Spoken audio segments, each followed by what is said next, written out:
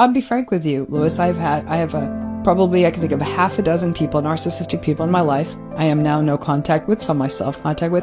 I don't forgive them. I will never forgive them. Really? Never. Even if you never speak to them again? I don't speak to them again. I will never forgive them. What they did to me, because what it changed my view on myself. I spent years crawling out from under that rubble. I still doubt myself. I still don't feel safe in the world. They took away my safety. How the hell do you forgive that? I don't. And I sleep fine at night. That's good.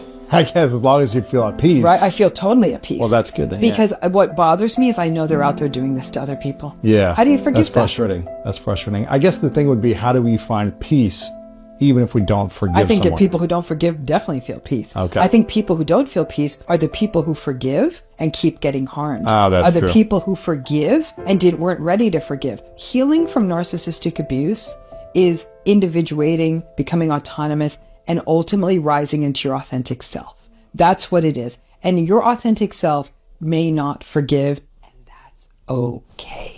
There's a confusion here with forgiveness, boundaries, and healing. Forgiveness doesn't equally mean that you are healed. Sometimes forgiveness is simply the gateway to healing. So we can't confuse forgiveness with healing. You can forgive and still get on the road to your recovery, on the road to your healing. Let me explain what I mean. If someone punches you in the face and let's say gives you a black eye, after some time of meditating, prayer, experiencing God's love and forgiveness for you, you can forgive that person.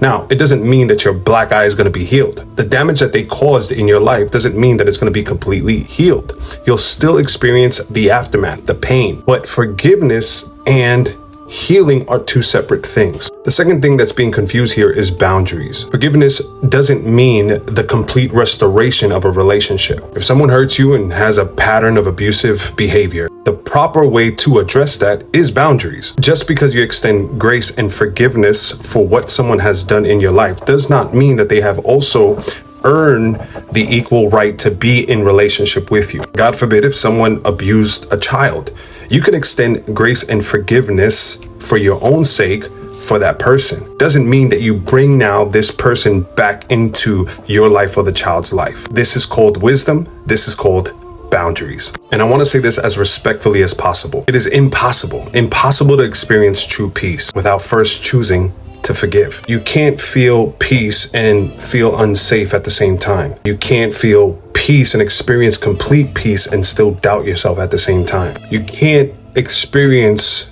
complete peace and still allow the situation to have changed the way you see yourself. So respectfully, forgiveness is the true first step to experiencing healing and eventually experiencing shalom, peace.